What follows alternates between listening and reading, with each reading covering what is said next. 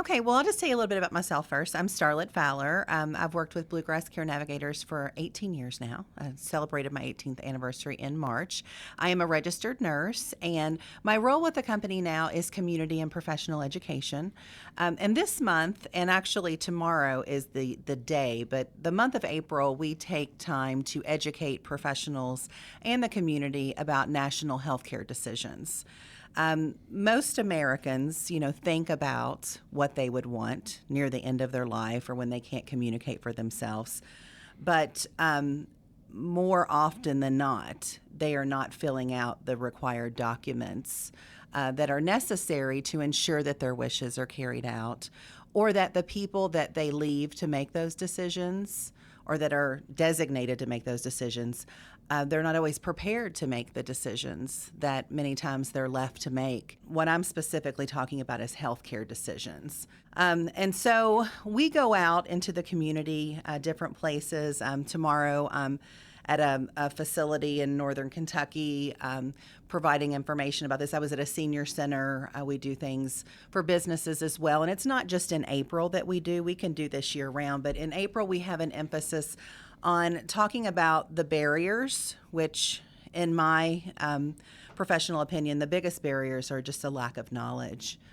Even in the healthcare industry, it's amazing how many healthcare professionals do not know how many documents are legal in the state of Kentucky. They don't know the difference in the documents. Most people are familiar with the living will, which is pretty much the standard form that most people have heard of. But in Kentucky, there's actually 4 legal advanced care documents. The Kentucky Living Will is the one I've mentioned. The other one is the Kentucky EMS DNR, which stands for Emergency Medical Service, Do Not Resuscitate. So that's the second form. The third form is the Kentucky MOST form, and MOST stands for Medical Orders for Life-Sustaining Treatment. And then also the 5 Wishes, which is it's probably the closest thing we have to a national type of form. It's legal in 40 states. For whatever reason, it's not legal in Indiana or Ohio, which are our neighbors, surprisingly, but it is in Kentucky, fully legal. And it, by far, in my opinion, is the best of the documents because it's not a black and white document. It goes into a lot of detail that the other documents do not. And so, that's what I'm here for, and that's what we do in the month of April, is to try to educate people and encourage them to learn about the documents, but to mostly to start having those conversations with the people that they love so they can give them the gift of knowing what to do when and if their loved ones are left in that situation to make decisions. Okay, so you mentioned the 5 wishes. You want to kind of go through a little bit about it? Yeah, let me tell you, again, most people are familiar with the Living Will Directive. There's some challenges with that form, even though it is the most utilized form. If someone goes to see an attorney, that's the document the attorney's going to fill out. And I want to also just mention that someone does not have to go to an attorney to get any of these documents. All of these documents can be obtained online. They can just Google Kentucky Living Will, Kentucky EMS DNR, Kentucky MOST form, or they can Google the 5 Wishes. 3 of the 4 forms are completely free. Mm-hmm. Today and whenever I do training, so if someone would want me to come into their company or to their senior center, for instance, like I do here in town, I can bring those complimentary, but the 5 Wishes actually is from a nonprofit in Florida called the Aging with Dignity. This one does cost money. If you buy over 20 of them, they're $1 a piece. No, they're not $1 a piece. They're $5. But if you buy more than 20, they're $1 a piece. Okay. But this document, the 5 Wishes, is again my favorite. Like I said, you can get these. You do not have to see an attorney to have any of these. The way that you would make these documents legal would be to either get them notarized or witnessed by 2 non-relatives. The witnesses also cannot be someone who would be a beneficiary or someone that you're receiving health care from, but you do not have to spend a penny except for to purchase the 5 Wishes, or with the other 3, you get them completely free to start, the process of filling out the documents. But the 5 wishes goes through who you wish to make decisions for you is wish number 1. Wish number 2 is what type of medical care you want or do not want. Wish number 3 is how comfortable you want to be. Wish number 4 is how you want people to treat you. And wish number 5 is what you want your loved ones to know. So there's really a place in this document versus the other 3 that when I do an intensive training on the documents, you will find that there's more humanity and dignity, a lot more of thought-provoking, for conversations that you can have with your healthcare surrogate. But again, what I find in my professional experience is it is very common that none of these documents are filled out, that conversations do not happen, and what happens is families are left with unnecessary guilt and anxiety because these conversations are avoided due to a multitude of reasons. Over the last 100 years, the way we die in America has changed. Mm-hmm. And what the goal of hospice is, which is Bluegrass Care Navigators, that's one of the service lines that we provide, is to try to normalize that process again and to make it a natural process, that it's something that can't be avoided, is to be expected and should be discussed. So you mentioned being at this for 18 years. What are some changes you've seen in that time? I think that there has been some improvement, especially in the professional physician community.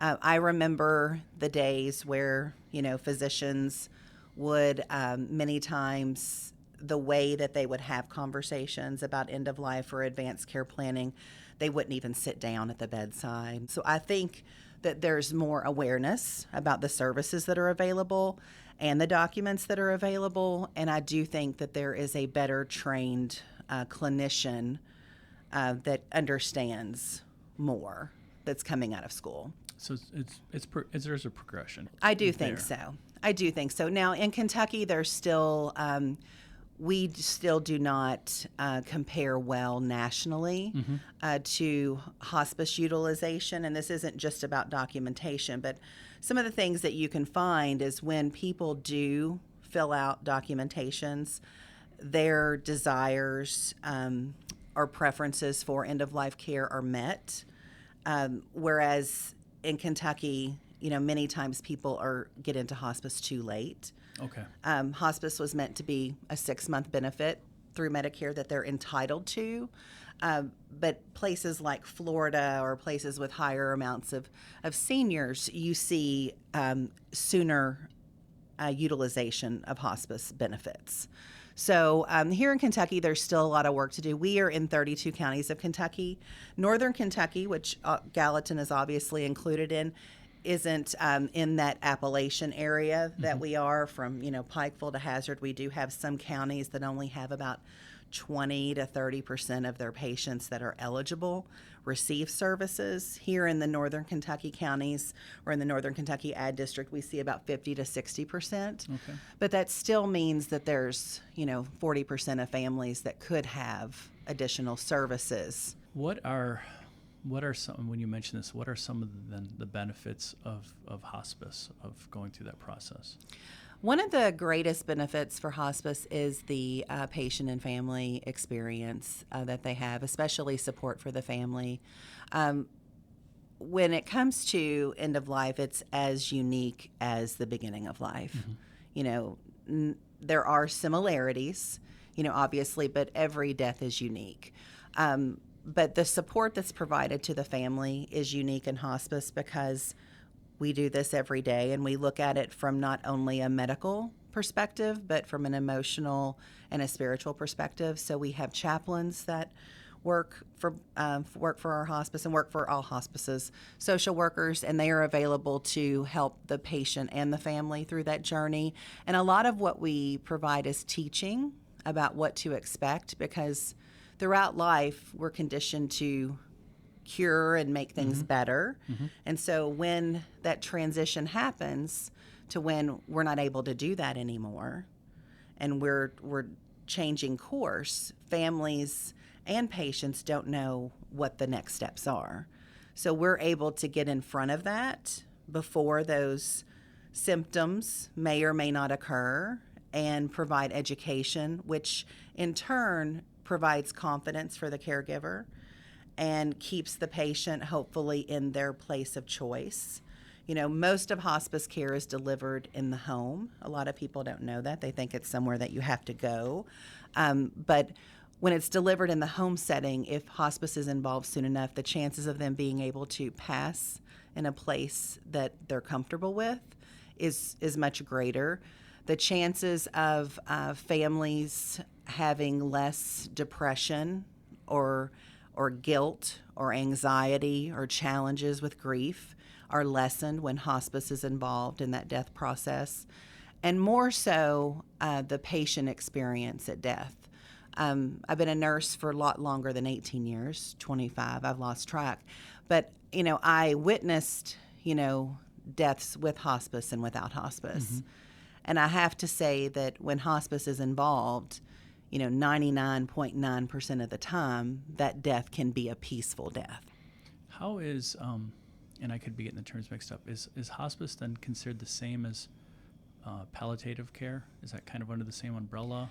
It's under the same umbrella in that to palliate, the word actually means to cloak or to comfort, but okay. It's a little different, and it's scattered in its delivery. Like, for instance, here in Gallatin County, there's not a formal palliative care option, but if you go to Boone County, there is. Mm-hmm. So it's dependent on your territory. And what palliative care is it's a specialty consult service. Just like if you have a neurological issue, someone's going to consult a neurologist, or an orthopedic issue, they're going to consult. If you have a chronic serious illness and you are struggling with one of two things, either goals of care discussions, and you need someone to come in and kind of put all the pieces together because you got 10 different doctors talking about separate pieces.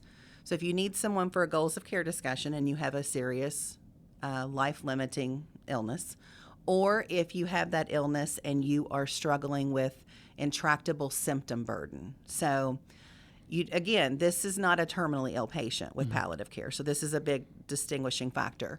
But it could be a terminally ill patient that still wants all aggressive curative treatment. But if you have that patient that has a life-limiting or serious illness and they have intractable pain, anxiety, nausea that their doctor is not able to relieve, if that patient has those symptoms and or they need goals of care discussion, a palliative care consult could benefit the family and the patient in either having those discussions or taking over the management of those symptoms. Most of the time, palliative care is now for a limited time. Okay.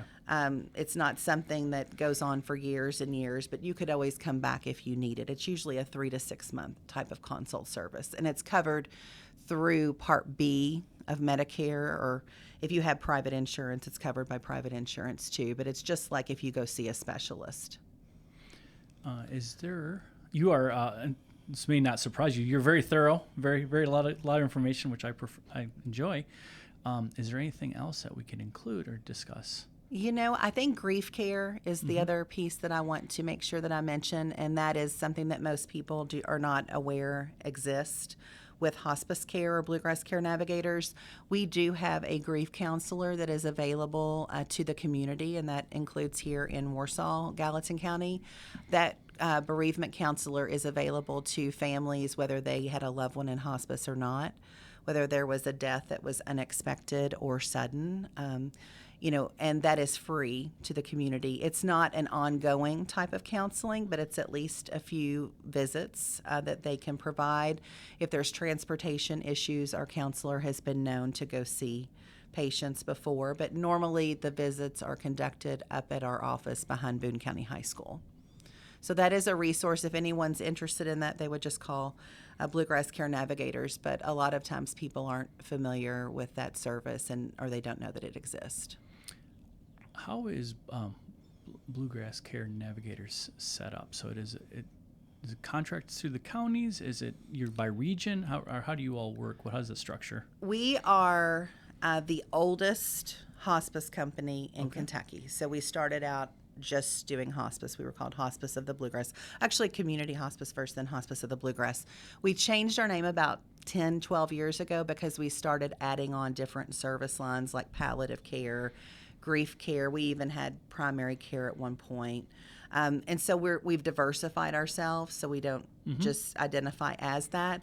But we are set up in 32 counties of Kentucky. We're in Owen, Carroll, Gallatin, Boone, Grant, Campbell counties in northern Kentucky.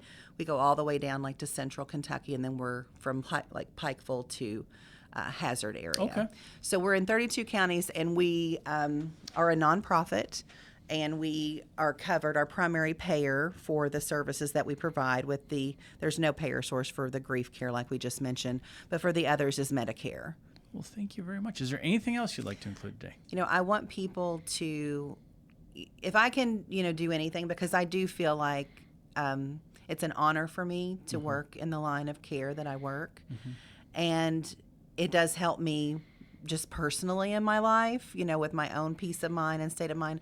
But if I can give anything to anyone, I would ask them and urge them to learn more about end-of-life care options before they need them for the people that they love, and to take some ownership of their own mortality. So when and if, not if, when that time comes, that someone is left to make decisions for them, that they can do it in a way where they're not wondering if they did the right thing. Well, thank you very much. Well, you're welcome. This is Thank great. you for having me. Appreciate it.